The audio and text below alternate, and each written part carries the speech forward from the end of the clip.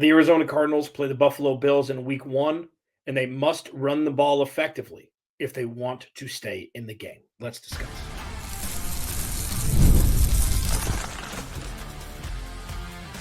You are Locked On Cardinals, your daily Arizona Cardinals podcast. Part of the Locked On Podcast Network, your team every day.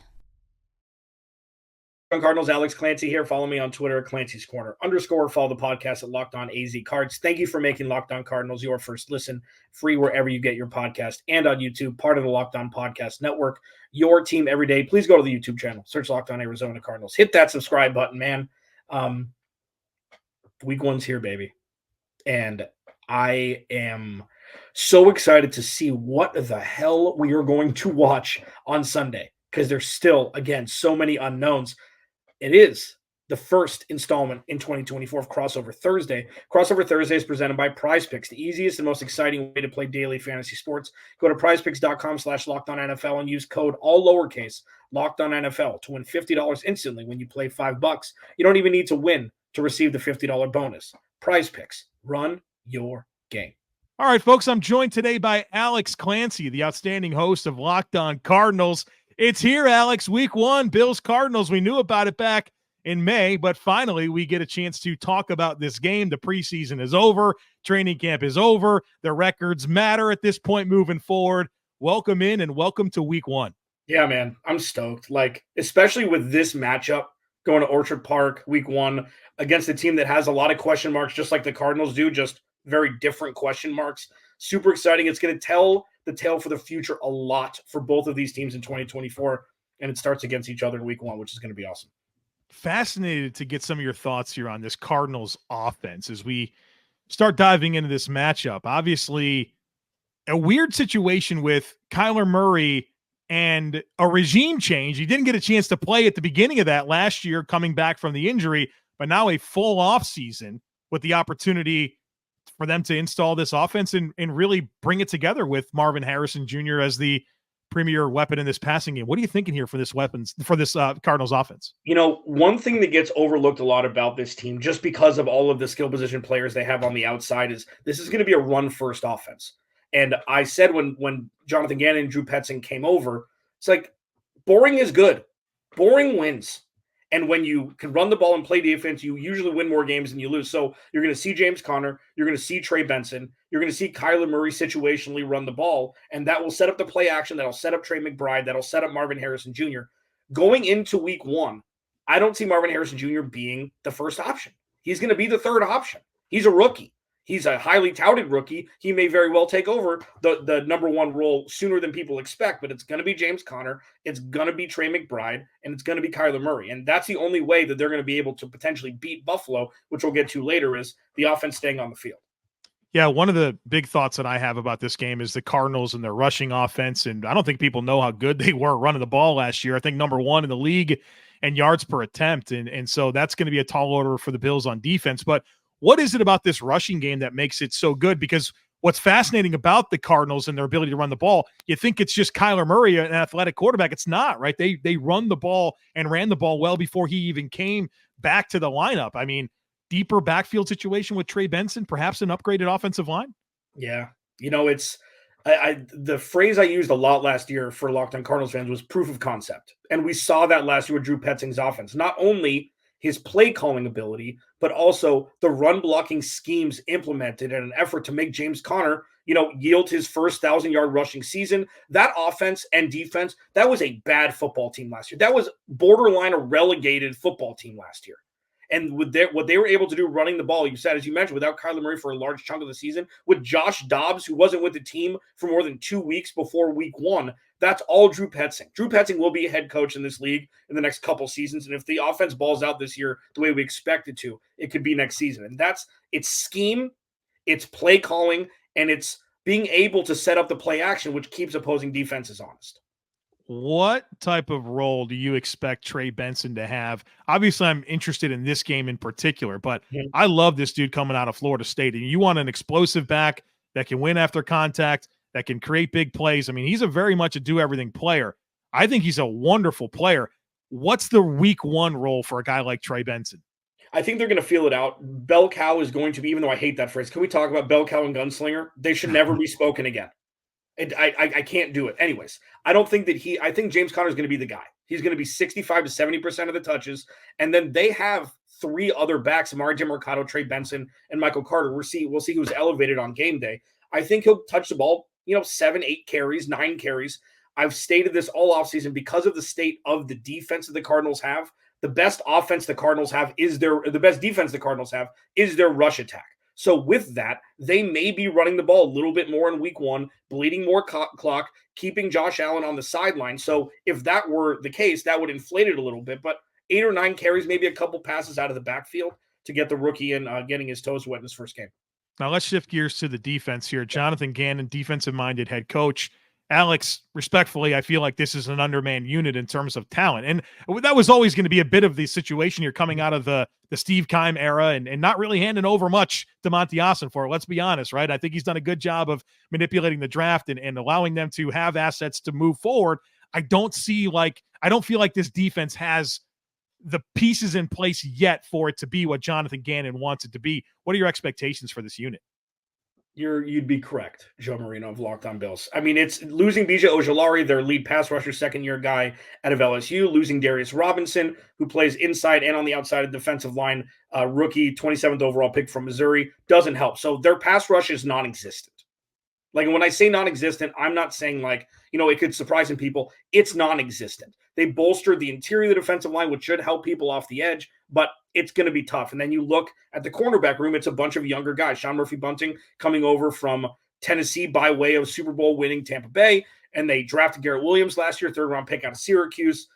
Max Melton, 2nd-round pick out of Rutgers, this most recent draft. It's a lot of unknowns in the cornerback room. Also, the only pillars you have on defense, it's probably easier to say this, Kyzir White, off-ball linebacker, who's going to be the heartbeat of this defense, coming over from Philly with Jonathan Gannon and Nick Rallis was his LB coach, and Budda Baker and Jalen Thompson over the top with Dadrian Taylor-Demerson, who's been an impressive rookie out of Texas Tech, backing them up. It's going to be the backers and the safeties that are going to have to cover the deficiencies of the pass rush in the cornerback room. It's certainly a benefit to have a defensive-minded head coach like Jonathan Gannon. Yeah. You surely know that he wishes he had a few more toys to play with here. I do like Garrett Williams, though. I think as a good-looking young player. And, of course, I think one of the underrated components of Arizona for a long time has been the safety tandem of Budda Baker and Jalen Thompson. I don't think people know enough about Jalen Thompson across the NFL. He's a good starter for them. And but, yeah, it's the front, right? Is the front good enough at this point in time? And not having Ojulari, not having Robinson right off the bat certainly creates some challenges. All right, folks, on the other side of it, we're going to get into the top storylines for the Bills entering week 1. Be sure to stick with us. Prize Picks is America's #1 daily fantasy sports app with over 5 million active users. Prize Picks is the easiest and most exciting way to play daily fantasy sports. Unlike other apps, Prize Picks is just you against the numbers. All you do is pick more or less on 2 to 6 player stat projections and watch the winnings roll in. Prize Picks is the only real money daily fantasy sports platform with an injury insurance policy so that your lineups stay in play even if one of your guys gets injured. Prize Picks also puts their members first, so all withdrawals are fast, safe, and secure. When my picks hit, I get money back in as quick as 15 minutes. There's some stuff I like this week across the NFL. How about Lamar Jackson? More or less on 1.5 touchdowns. That includes rushing and passing touchdowns. I like that. How about Jordan Love? More or less on 7.5 rushing yards. I think he's going to get that on Friday night against the Packers. And then in the Bills-Cardinals game, Khalil Shakir, they have him more or less on 4 receptions. Smash the over on that. So download the Prize Picks app today and use code LOCKEDONNFL and get $50 instantly when you play $5. That's code LOCKEDONNFL and Prize Picks to get $50 instantly when you play $5. You don't even need to win to receive the $50 bonus. It's guaranteed. Prize Picks, run your game. Week 1, crossover Thursday. Alex Clancy, Locked On Cardinals. Joe Marino, Locked On Bills, previewing Orchard Park. The beauty of Orchard Park hosting Week 1's matchup between these two teams with a lot of unknowns for the future, and it starts in Week 1 against each other. Joe, let's talk about the Bills. There's been movement. 2 new full-season coordinators in Joe Brady and Bobby Babich, Josh Allen coming back, no Stephon Diggs. It's been popcorn eating fun for everybody outside of Buffalo watching what's taking place, not making fun. It's just there's been transition, and it's been great. Change is new. Is this a James Cook offense? Like a bunch of new wide receivers. Joe, talk to me about what this offense specifically right out the gate should look like if everything goes to plan week 1 against the Cardinals. Yeah, I think two things come to mind. First of all, this passing game, the idea is everybody eats. You see some teams that are out there like the Dolphins or the Texans that are loading up on weapons in the passing game. The 49ers, teams that really want to have a ton of star power at their tight end, wide receiver positions. You see other offenses like the Packers and the Chiefs and even the Lions to an extent, and now the Bills that are playing kind of a money ball approach with their pass catchers, and that's where the Bills are at. I don't think you look at this group and see, the Stephon Diggs isn't here. Like, let's just go ahead and say it, right? He's not here. The 150, 160 targets a year that go to that guy, they're not here. But it isn't everybody eats idea, and I think it starts with Dalton Kincaid and Khalil Shakir. Those guys were the catalyst for this offense down the stretch. I know everyone talks about transitioning away from Diggs and Davis. Well, that happened last year. Over the last 13 games, Khalil Shakir had more receiving yards than Stephon Diggs on 60 less targets. You heard that correctly. Dalton Kincaid led the team in receiving over the last 12 games. The transition started last year. That's who this offense is going to be about in terms of the passing game. You sprinkle in the Curtis Samuels and the Keon Colemans and pass catching backs. That'll all happen. And then, like you talk about with Arizona, running the ball, right? The Bills were a very good rush offense last year. Certainly Josh Allen's a part of that. It's also just running the ball with running backs. James Cook had a really good year rushing the football last year. They got a deeper backfield situation with Ray Davis, a rookie out of Kentucky, in the mix as well. So you can expect the ground game, and you can expect an everybody eats approach in the passing game. Now, one thing selfishly for me, I always kind of saw Dawson Knox as an unsung hero in Buffalo from afar. Is there a world where you could see a light version of Rob Gronkowski and Aaron Hernandez with the lacking talent in the wide receiver room compared to what it once was? Or is Dawson Knox really going into the background and being more of a bona fide tight end too with Dalton Kincaid leading the charge? I think it's aggressive to say Hernandez and Gronk. I mean, that's a really special pair. I think there's a lot of upside with this pair of tight ends that the Bills have in Kincaid and Dawson Knox, and they do want to be a 12 personnel team. I think you're going to see the Bills with two tight ends on the field at least 30% of the time, 40%, maybe even higher against Arizona. And I think as long as those tight ends are healthy, I think that's what they want to be. And so it's about creating matchups, right? You have two tight ends like that are, Kincaid certainly on of upside in the passing game and Knox more of a traditional player. That helps you force matchups, and whether the defense wants to match up with bigger people, that's fine. Then they don't really have the athleticism to match up. If they want to put smaller players on the field to keep up athletically, well, now they're not big enough. And I think the Bills want to try to dictate terms in that capacity. And the root of that is this tight end duo of Kincaid and Knox. And for week 1, they're healthy. Yeah, and we'd be remiss if we didn't discuss Keon Coleman, late pick, where he could have, late first round pick. Talk to me about what he's looked like in camp, and if he's ready to take that wide receiver 1 role, or if he's going to be kind of learning the NFL game. It's going to take a little while, to develop at the NFL level. I think it's a little bit of both. I think Keon Coleman had a very good training camp in terms of Josh Allen showing the willingness to give him chances to go make plays on the ball. Right? Keon Coleman's not going to be a big-time separator, but can he find space? Can he use his size and his ball skills and his body control to make plays and really be part of kind of the off-script stuff as well that Josh Allen is able to do? And you think about Gabe Davis as kind of that guy that was, down the field. Josh Allen gets out of the pocket and makes a big play down the field. I think Keon Coleman does that. But I think it's more of a platoon situation when it comes to that X-receiver role where Mac Hollins, I think, is going to have a lot of opportunity. So, don't be surprised when you're watching Bills Cardinals in week 1 and, Mac Hollins is getting 5-6 targets in this passing game. So Keon Coleman, I think, is a piece of this. I think it's going to be a process for him to really be a featured piece of this offense. He's going to get opportunity, but I think it's going to be kind of a shared workload as it relates to that X-receiver position. Yeah, I always see Mac Hollins is kind of the Harry Douglas role where he's always given that third wide receiver, moniker. But if anybody goes down and he can jump in, maybe this is the time where he can, produce like we've seen him produce in spurts. Now, let's move to the defense. This is what scares the hell out of me from the Cardinals side. Gregory Rousseau, Ed Oliver, rinse and repeat. While this defense has been in transition, losing Micah Hyde, losing, guys that have been there for a long time, what is this defensive strong suit going to be? Is it going to be the front? Is the D-line going to be wreaking havoc all year? Kind of walk me through the strength of the defense going into week 1. I think the Bills are really good at corner. They have Rasul Douglas, who's a playmaker, Taron Johnson, who is second-team All-Pro, slot corner, and then Christian Benford. That's a name I think people in the NFL world got to get more acquainted with. Okay. He's become a good starter for the Buffalo Bills, especially for the style of defense. Physical player, good ball skills, very sound in coverage. And so I think, to me, that's when I think about the strength of this defense, it's those players.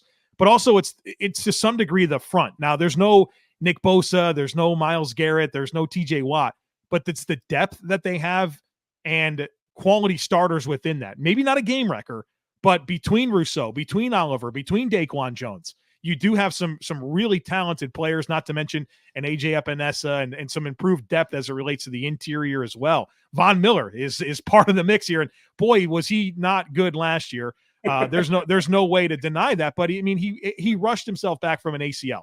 And he wasn't ready to go. And it's clear you've seen some signs of Von being close to what you remember Von being. And now he's not asked to come in and play 60, 70% of the snaps, right? It's going to be long and late downs, and they feel like they can get something out of him in that capacity. So it's the waves that they have up front with the D-line, and I think it's the corners, and they've also got a good middle linebacker in Terrell Bernard, big-time splash play guy that really emerged for the Bills last year, replacing Tremaine Edmonds.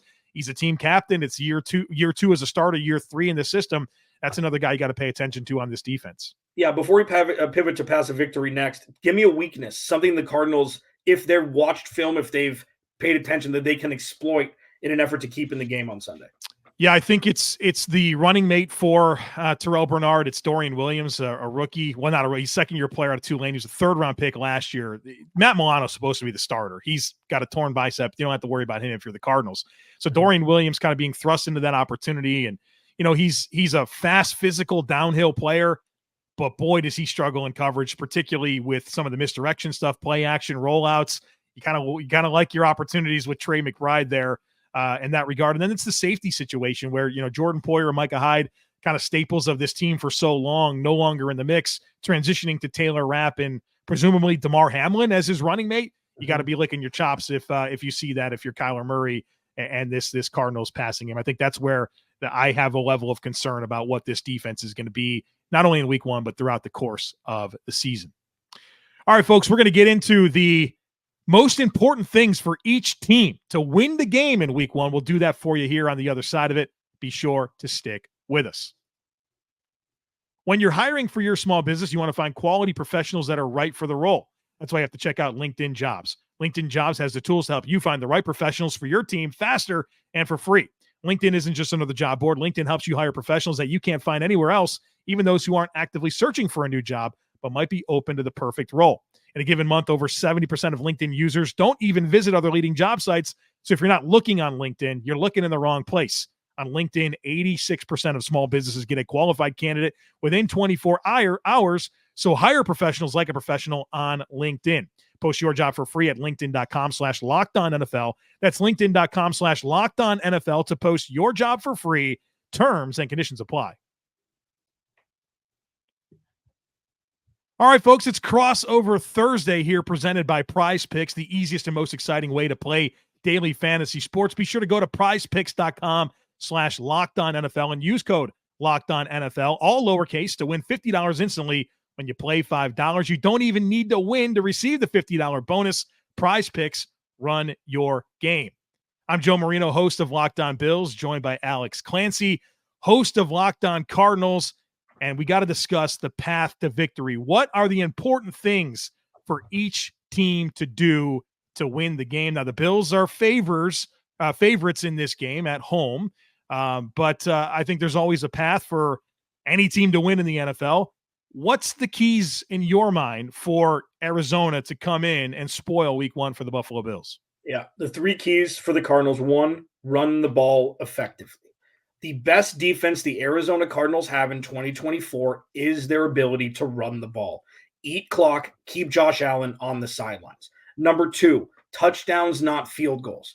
On the road, harsh environment for the Cardinals. Orchard Park is one of the toughest places to play in the NFL. If the Cardinals get in the red zone, they cannot settle for 3. They must execute, and score touchdowns. And number 3, keep Josh Allen in front of you. It's the lesser of two evils. If Josh Allen runs roughshod, 10 carries, 80 yards, and 2 touchdowns like he's very well equipped to do, especially when plays break down, that is nightmare fuel for the Cardinals. You will take him throwing the ball down the field to a wide receiver room that's never played together, anchored potentially by a rookie. You take that and trust Jalen Thompson and Budda Baker over the top to make plays, and you just keep Josh Allen in front of you. Yeah, I think it's a good call out on the run component. We talked about Arizona was a 5 yards per carry they averaged last year, number 1 in the NFL.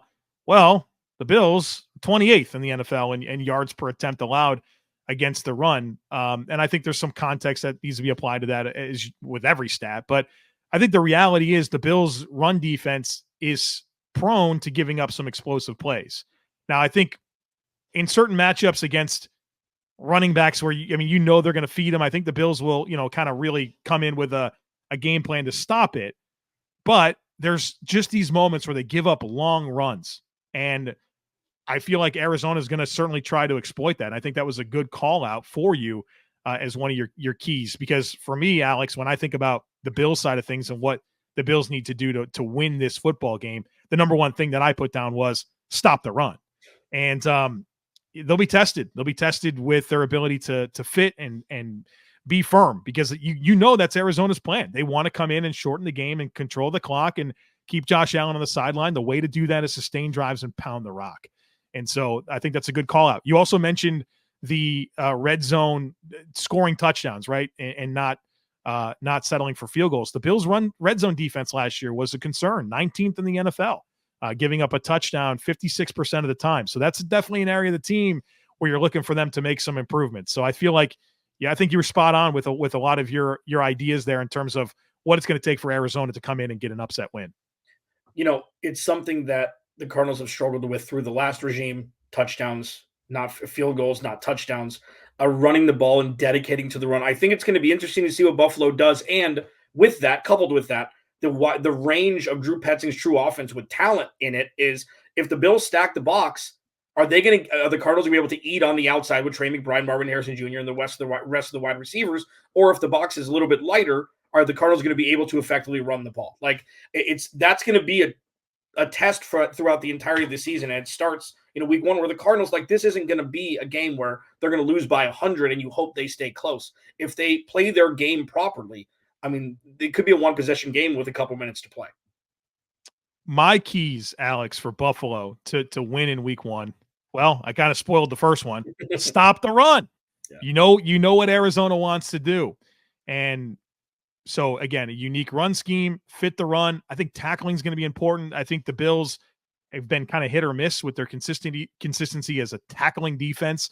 So when you get a chance to bring guys down, you got to bring them down. You got to fit the run. You got to play the run. So I think that's really critical, number 1. Number 2 is your star quarterback, Josh Allen, needs to maximize his opportunities against a suspect defense. And I think Arizona's on a really good path. I've said that. I like Monty Ossenford. I like how he's manipulating things. I really do. He just doesn't have the dudes on defense yet. Yeah. And when you have Josh Allen, you could talk about turnovers and wide receiver rooms and all that stuff. Josh Allen is one of the premier quarterbacks in the entire NFL. This is an opportunity at home against a defense that you feel like is going to be a little bit leaky, that doesn't have the rush. Like, your guy, 17 for the Bills, has got to go out and make a ton of plays. And I feel like he's going to be up for the task. And number 3 is don't beat yourself. I think that's, whenever I see the Bills kind of have a letdown game, it's because they beat themselves with turnovers, with defensive breakdowns, with special teams. And Josh Allen, obviously an MVP candidate. And I think sometimes you get the worst of Josh Allen when he wants to go into a game and really put on a show. Sometimes it's okay to just do the smart right thing with the football. And like you said earlier in the episode, be a little bit boring. And I think that's winning at times. And so for Josh Allen, threading the needle between, okay, I'm dynamic, I can do anything that I want to. Oh, but also sometimes it's okay to just do the smart right thing with the football.